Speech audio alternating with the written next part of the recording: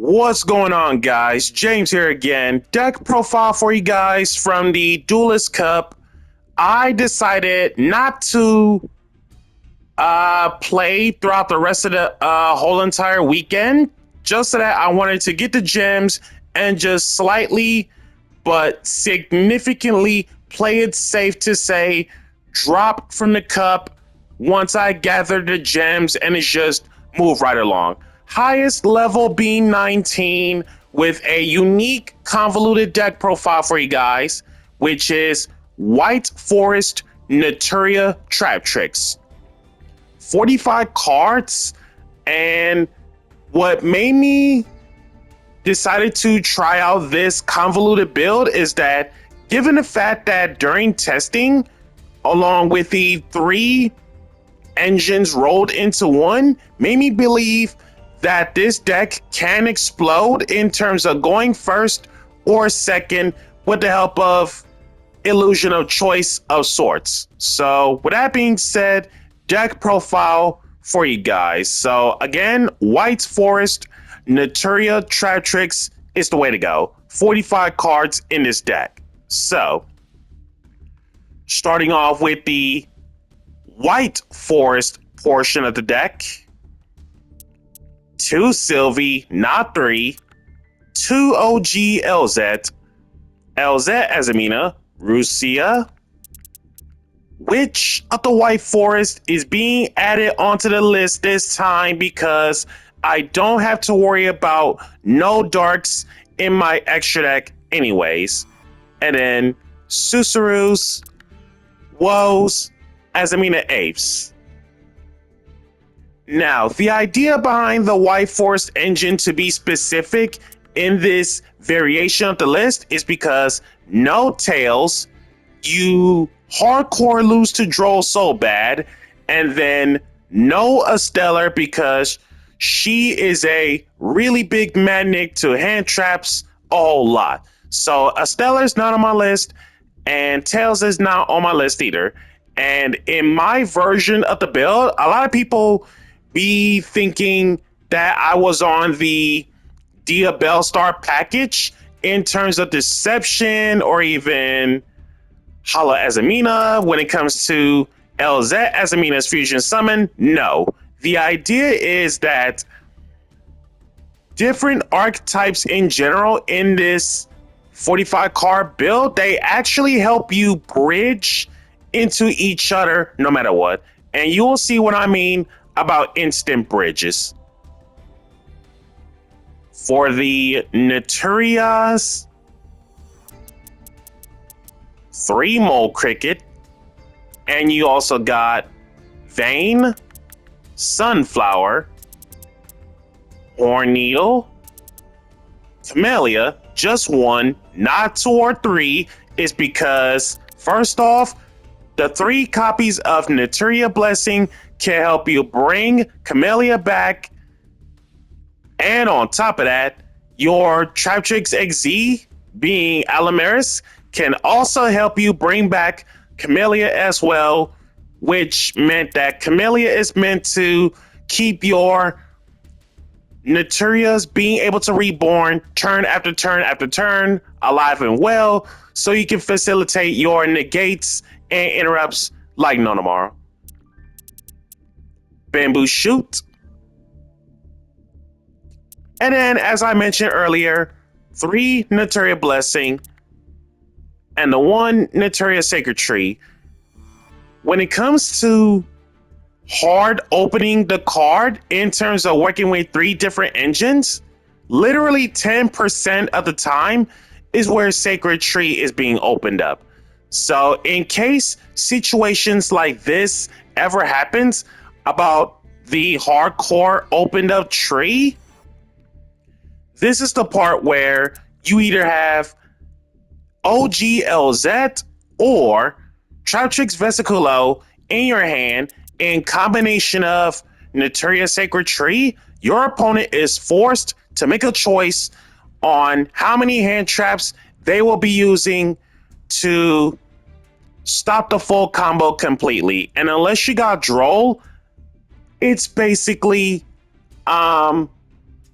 no point to combo all out when draw completely stops it. But at the same time, if you got ways to keep on bridging with the help of other archetypes to play through draw, then you're pretty much in a pretty good spot.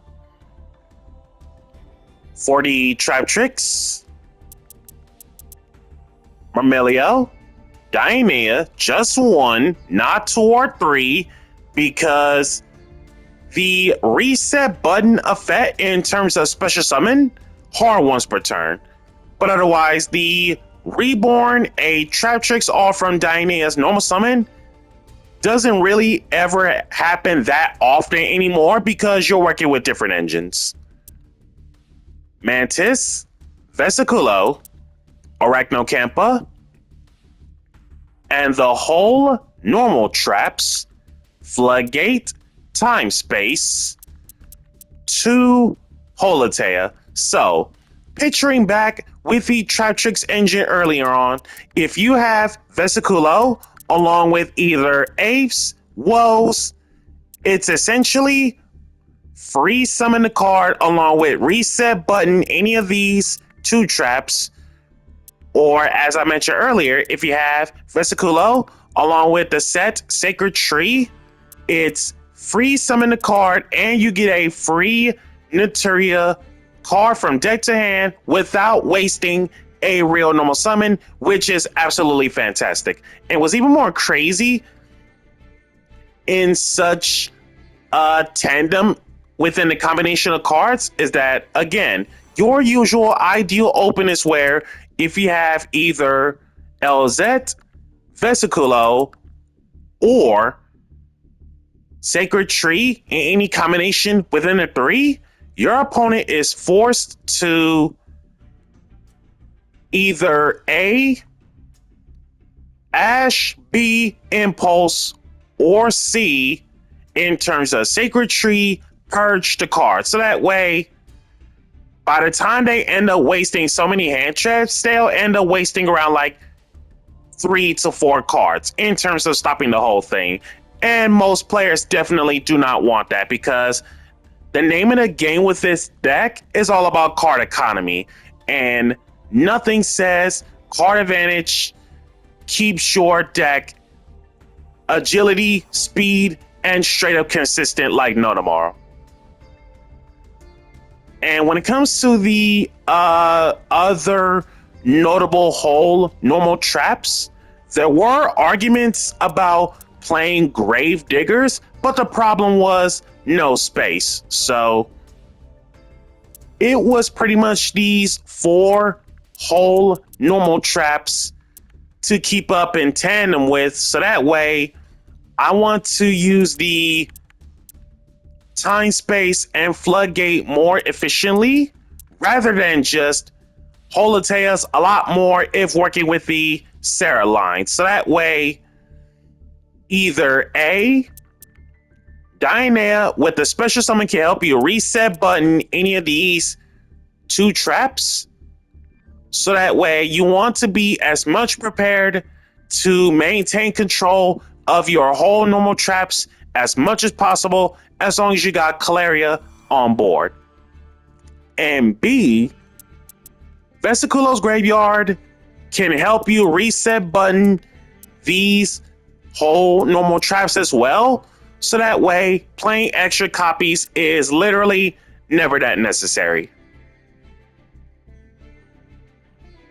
As for the rest, non-engine, I guess. So, Harpy's Feather Duster, 2 Forbidden Chalice, 2 Cosmic Cyclones, Blizzard, and then the rest is hand traps.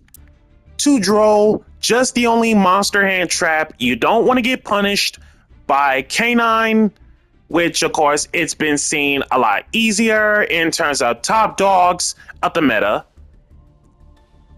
So aside from the 2 draw, Talent, Thrust, just 1 apiece,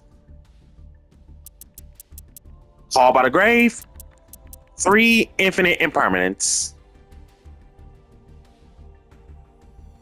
when it comes to this whole entire tandem of the main deck, about why did I choose to decided to play something that's usually unusual suspects, I only wanted to play this deck is because ever since getting to know White Forest by themselves, Naturias by themselves, and Traptrix by themselves, it made me think, what if I tried to combine all three archetypes to make the whole entire main deck become more explosive than ever?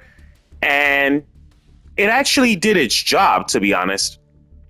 And when it comes to some turn one unoptimal plays, have it not been for the extra deck, there was a game actually where up against either Radiant Typhoon or Labyrinth, for which, by the way, I did see some throughout the cup, is where I just go Blessing to Special Naturia, and then Tribute Summon Bamboo Shoot, so that way Radiant cannot use their spells and Lab cannot use their traps. So basically, if you don't get rid of Bamboo Shoot in terms of the Tribute Summon card versus back row decks, you literally just win the game from there.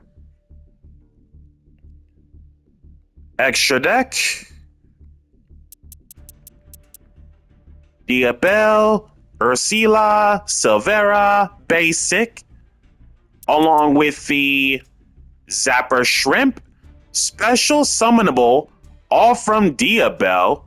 Zapper Shrimp, in terms of spell slash trap removal, card comes up, clutch status. So that way, if there are problems in terms of unable to play this game, Zapper Shrimp can help you fix that by clearing the threat. So that way, there shouldn't be any issues. And then for the rest of the synchros, Beast, Barkion, Basic, nothing more, nothing less.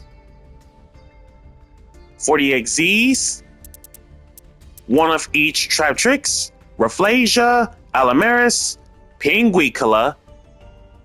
There was a game actually versus Branded, is where opponent just went Albaz in terms of fusion summoning. Like basically the whole entire concept of the board is where I had Diabel, Beast, Pinguicula, and a few others.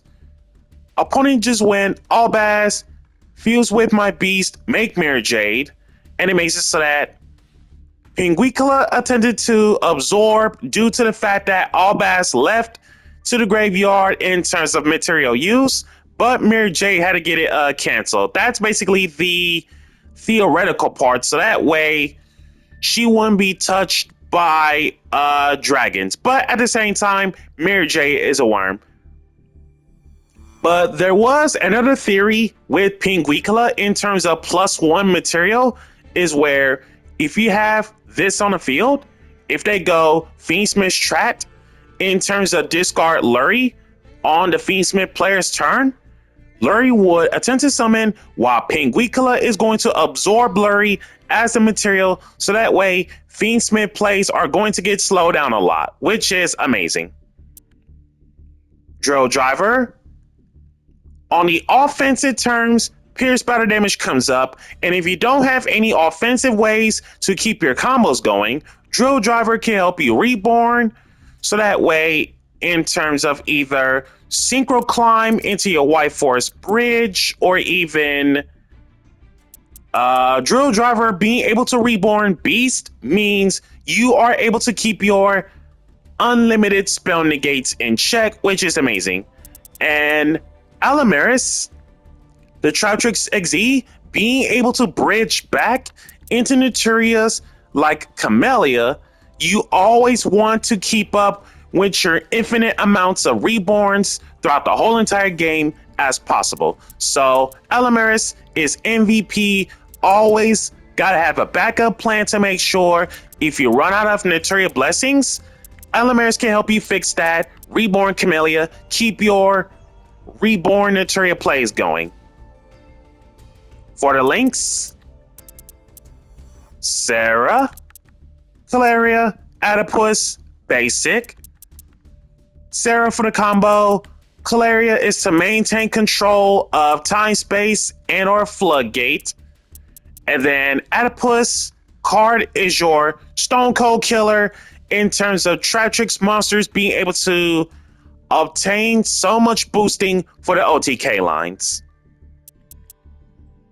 Also, she's only meant for searching if you don't have any offensive plays going. And then Geonator Transverser, this card is MVP, creature swapping, Secretarians, Sanctifiers, and many other non-targeting, non-destructive cards to apply pressure to your opponent. There was a game actually involving Geonator versus a Draco Tail, is where if I expected my opponent to make Secretarian on their turn 1, which basically shut off the special summons of spellcasters in terms of White Forest, that basically meant I got Naturia and Traptrix lines to work with. And the crazy part is, on my turn 1, is that they made Secretarian. I said to myself, this is a surefire bet. Geonator, creature swapping to take Secretarian and maintain control of Naturia Beast as well. So the turn 1 board versus Draco Tail, assuming that Phymena was used on my turn 0 play, would be Geonator in the EMZ, Naturia Beast, and the stolen Secretarian, which is absolutely fantastic. And the whole entire extra deck, all of it, super performed way too well. You literally cannot change anything out of this deck. And if there was ever going to be room in terms of Underworld Goddess, it's between Asa or Drill Driver, one of the two. They will definitely gonna get hardcore cut up because, let's be real, if I expected Luna Lights in Duelist Cup, which of course I did, Liger Dancer is a problem, and Goddess would have been another one of those candidates, only if either Asa or Drill Driver is going to get cut up. But otherwise, this has been James Polk with the Duelist Cup deck profile, White Forest Naturia Traptrix. Be sure to like, comment, subscribe, and share. Smash the notification bell to keep yourself constantly updated. And if you are a brand new player or a returning player, be sure to use my campaign code in the description below so we can gather this year's campaign prizes. I thank you guys for tuning in and catch you all next time.